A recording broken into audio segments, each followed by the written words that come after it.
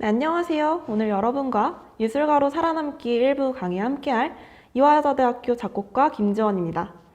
오늘은 작곡가의 진로와 두 가지 작곡가의 종류에 대해서 알아보도록 하겠습니다. 여러분 음악 좋아하시나요? 음악을 굳이 찾아 듣지 않더라도 주변에서 굉장히 많이 들을 수 있는데요. 아무리 사소한 곡일지라도 그 곡에는 다 제작자, 즉 작곡가가 존재하는데요. 여러분은 작곡가에 대해서 잘 알고 계시나요? 작곡가가 과연 어떤 일을 하는 사람인지 여러분 오늘 한번 소개해 보도록 하겠습니다. 화면을 보시면 왼쪽에 유영진 작곡가, 김영석 작곡가가 보이시죠? 이 작곡가들 한 번 정도는 다 본 적이 있으실 겁니다. 대중음악을 하는 작곡가들이죠. 혹은 오른쪽에 모차르트, 그리고 베토벤 이런 작곡가들은 전부 클래식을 작곡했던 작곡가들입니다. 그러면 요즘 작곡가들은 도대체 어떤 일을 하고 있는지 그리고 할 수 있는지에 대해서 제가 한번 소개해 보도록 할게요. 지금부터 요즘 작곡가들은 과연 어떤 일을 실제로 하고 있는지 그리고 할 수 있는지에 대해서 알아보도록 하겠습니다. 네, 여러분 화면을 보시면 음악에 어떤 종류가 있는지가 이제 볼 수 있는데요. 작곡가들은 우리가 보통 생각하는 것과는 조금 다르게 굉장히 다양하고 폭넓은 분야로 진출할 수 있는 복합 예술가입니다. 당연히 여러분들이 자주 듣는 가수들의 음악이나 드라마의 OST, 예능 등 방송 프로그램이나 광고에 사용되는 음악을 작곡할 수도 있고요.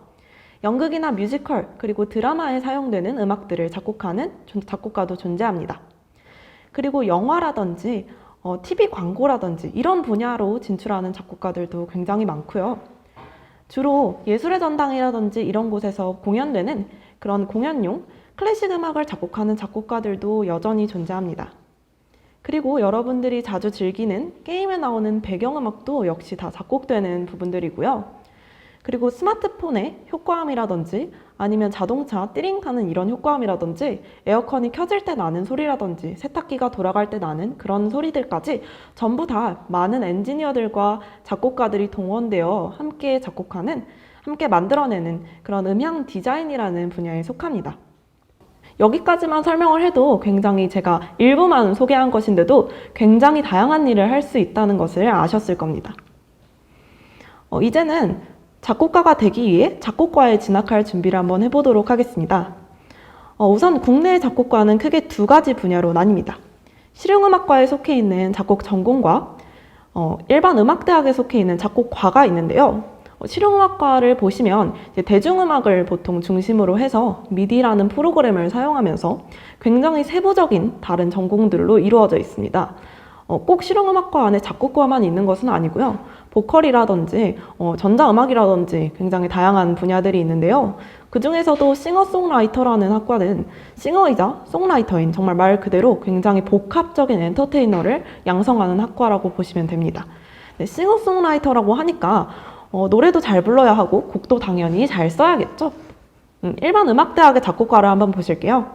네, 클래식을 중심으로 해서 바로크 고전부터 20세기 현대음악까지 폭넓게 공부하실 수 있는 학과입니다. 현대음악이라고 하면 되게 이해가 안 되는 부분도 있으실 거고 좀 감이 안 오실 수 있을 것 같아서 제가 이따가 예시를 보여드릴 텐데요.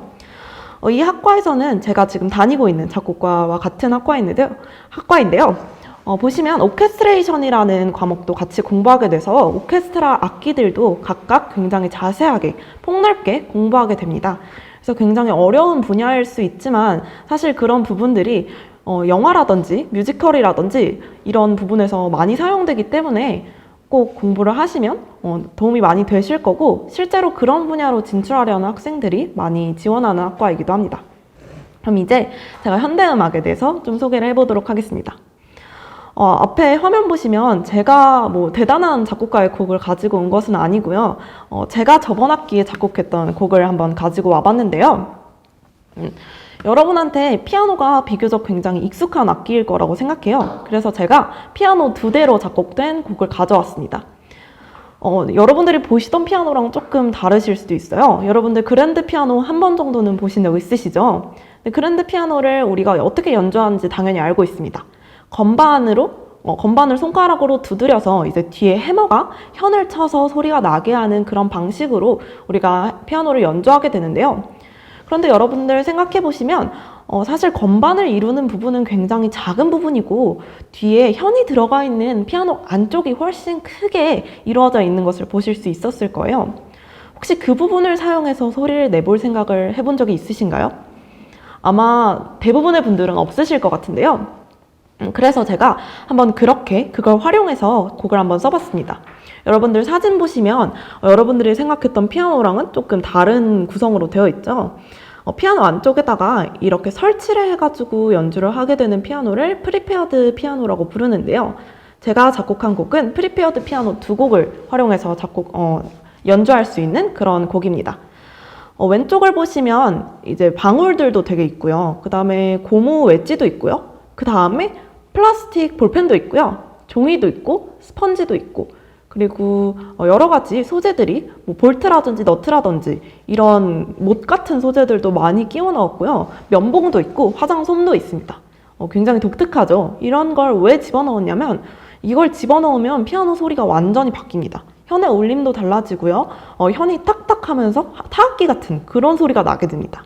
오른쪽에 보시면 이런 목록들로 제가 어떻게 세팅할지를 다 설계해 놓은 것이고요. 이걸 보고 어떤 피아노든 똑같이 세팅할 수 있게 됩니다.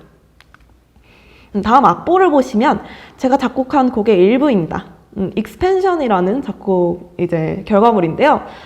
제가 이 작품을 작곡하면서 제일 많이 생각했던 것은 어떻게 하면 새로운 소리를 더 낼 수 있는가 였습니다. 피아노라는 악기는 여러분들도 아시다시피 굉장히 우리에게 익숙한 악기잖아요.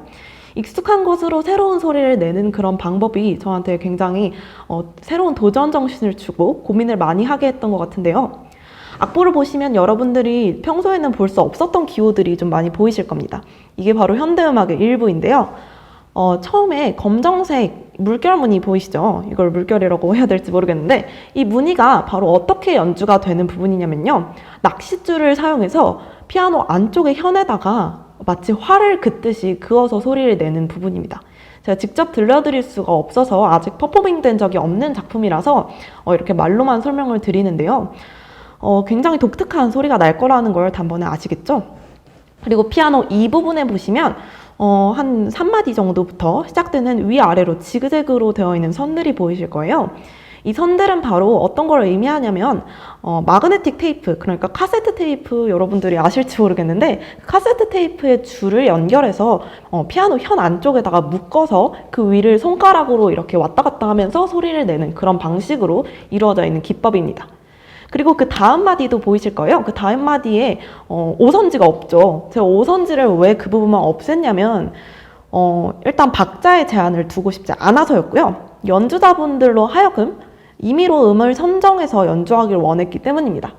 그리고 아래로 향하는 저 화살표 같은 곡선이 보이실 거예요. 그 곡선은 메탈 플레이트, 즉 금속 판을 이용해서 피아노 안쪽에 현을 긁어서 소리를 내는 방식이고요. 그리고 왼쪽에 아래쪽에 X자 모양 음표로 된 부분은 마림바라는 타악기 혹시 아시나요? 그 타악기의 말렛, 채를 이용해서 피아노 안쪽에 금속판을 두드려서 소리를 내는 그런 기법으로 이루어져 있는 그런 곡이 되겠습니다. 굉장히 독특한 기법들이 많죠. 이런 기법들을 사용하면 사실은 옛날 고전의 그런 아주 형식적으로 명확한 그런 부분들이나 아니면 낭만처럼 곡이 아주 아름답지는 않을 수도 있어요. 하지만 우리는 이걸 통해서 새로운 소리의 가능성을 탐구할 수 있고 특수주법이라든지 새로운 기호라든지 아니면 어떤 우리를 감추고 있던, 우리를 가두고 있던 오선지라는 틀을 파괴함으로써 새로운 음악들에 대해서 좀 고민할 수 있게 됩니다. 그리고 이러한 음악들은 대부분 딱 그 당시에만 감상할 수 있는 음악들이 많기 때문에 굉장히 음악의 시간성이라는 예술성을 드러낼 수 있는 한 가지 방법이 되기도 합니다. 여러분 혹시 이런 음악에 조금 더 관심이 가신다면 존 케이지 혹은 라히라는 작곡가의 음악들을 검색해서 한번 들어보시면 좋을 것 같아요. 프리페어드 피아노를 통해 작곡된 음악들은 존 케이지의 소나타 V를 검색해서 한번 찾아보시면 더 좋을 것 같네요. 네, 그 다음으로는 제가 실용음악과와 작곡과로 진학을 하는 방법에 대해서 이번엔 어떤 학교들에 개설이 되어 있는지를 한번 보도록 하겠습니다. 네, 실용음악과는 서울예술대학교 화면 보시면 동아방송예술대학교, 호원대학교, 그리고 동덕여자대학교, 한양대학교, 그리고 경희대학교 이렇게 개설이 되어 있는데요. 뭐 이것이 전부는 절대 아니고요. 훨씬 더 많은 대학들이 있습니다. 일반대학 음악대학의 작곡과에는 서울대학교, 한국예술종합학교, 그리고 연세대학교, 이화여자대학교, 한양대학교, 경희대학교 이렇게 굉장히 많은 학교들, 특히 음악대학이 개설되어 있는 학교들, 음악대학이 있는 학교들에는 대부분 작곡과가 있다고 보시면 될 것 같아요. 뭐 중앙대학교라든지 캠퍼스는 다르더라도 굉장히 많이 개설되어 있기 때문에 여러분들이 한번 가고 싶은 학교가 있다면 그 학교에 본인이 가고 싶은 학과가 개설되어 있는지도 직접 알아보는 게 굉장히 중요하겠죠. 제가 굉장히 일부의 학교만을 소개했는데 훨씬 더 많은 대학들의 작곡과가 있고 실용음악과가 있습니다. 그런데 실용음악과 진학을 희망하는 학생이 혹시 있다면 꼭 대학을 가는 것만이 방법은 아닙니다. 특성화고등학교 중에서 리라아트 고등학교라고 특성화고등학교 중에서는 유일하게 실용음악과가 개설되어 있는 학교가 있는데요. 혹시 고등학교 진학을 리라아트고로 희망하는 학생이 있다면 직접 학교 홈페이지에 들어가서 입시 요강을 살펴보시고 입시 전형을 한번 살펴보시는 것도 도움이 굉장히 많이 될 것 같아요.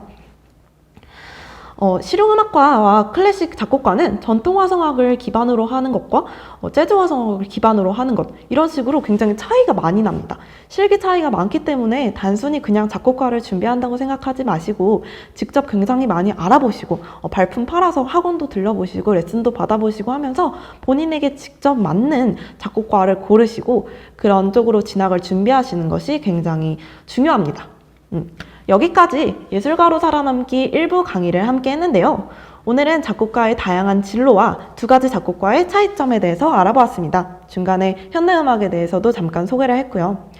여러분 모두 열심히 노력하셔서 원하시는 대학교, 원하시는 학과에 진출할 수 있으시기를, 진학할 수 있으시기를 희망합니다. 감사합니다.